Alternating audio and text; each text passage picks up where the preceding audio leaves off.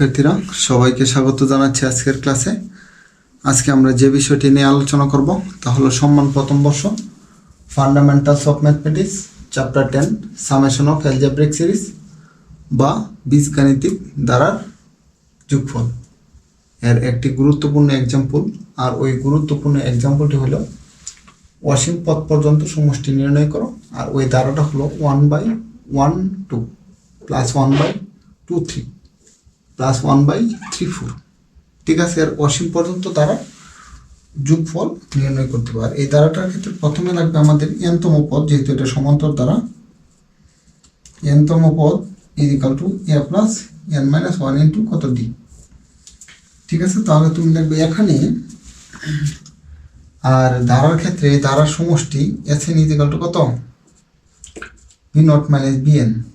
প্রথমে আমাদের বাহির করতে হবে ইউএন, তারপর বিএন, তারপর বি নট, তাহলেই হয়ে যাবে। ঠিক আছে, তাহলে এখানে ইউএন বা এনতম পদকে ইউএন দ্বারা প্রকাশ করা হয়। ইউএন যেহেতু উপরের প্রত্যেকটার 1, তাহলে উপরে আর কোনো ধারা নেই, সব 1, তাহলে উপরে 1 লিখলেই হবে। এবং নিচে কি করতে হবে, ইউএন বাহির করতে 1, প্রথম পদ এখানে কত আছে 1 2 3, তাহলে এনতম পদ কত হইব, এনতম পদ প্রথম পদ plus n minus 1 into D, এর ব্যবধান কত 1 1, তাহলে হবে 1 plus n minus 1 into D, D এর মান 1। তারপর দ্বারা দ্বিতীয় পদ দ্বারা হবে 2 3 4, তাহলে এখানে প্রথম পদে plus n minus 1 into D, D এর মান কত 1।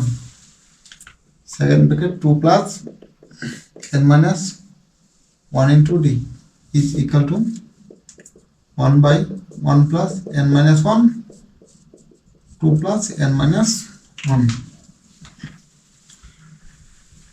ঠিক আছে, তারপর এখানে দেখো যোগ বিয়োগ করা যায় কিনা, 1 1 চলে যায়, 1 divided by n into n plus 1। তাহলে এখানে আর কোনো কিছু করা যাচ্ছে না, তাহলে তুমি লিখবা সুতরাং bn is equal to 1/n plus 1।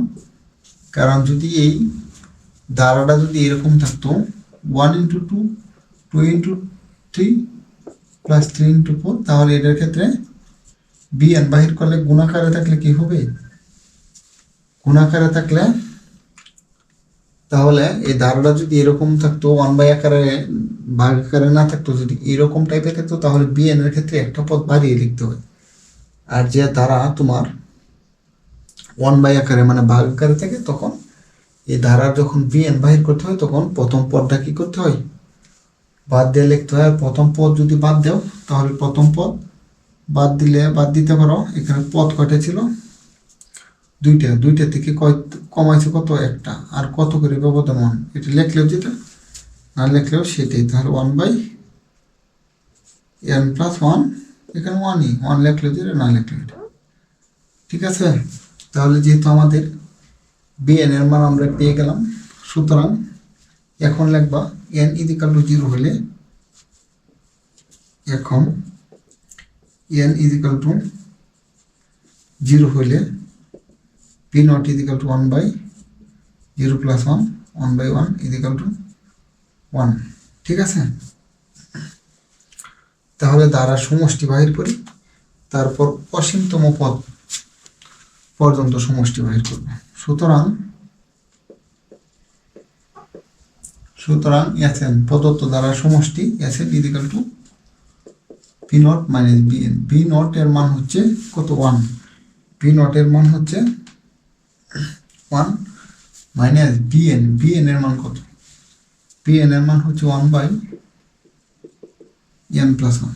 এটাই হচ্ছে কত, এনতম পদের সমষ্টি।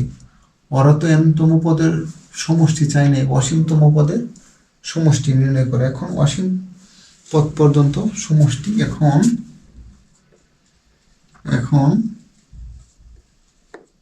অসীম পদ পর্যন্ত সমষ্টি s infinity is equal to limit n tends to infinity 1 minus n plus 1। তাহলে লিমিটে 1 এ বসবে না, minus limit n tends to infinity 1 by n plus 1। এখানে মান বসিয়ে দাও, 1 by minus 1 by infinity plus 1, বা 1 বাই ইনফিনিটির সাথে কোনো কিছু মান যোগ বিয়োগ যাই করো না কেন সেই ইনফিনিটি হবে। ঠিক আছে বিষয়টা? তাহলে কোনো কিছু বাই ইনফিনিটি ইকুয়াল টু 0, তাহলে 1। এটাই হবে আমাদের কাঙ্ক্ষিত উত্তর, অসীম পথ পর্যন্ত প্রদত্ত দ্বারা সমষ্টি। আশা করি তোমরা সবাই বুঝতে পেরেছ।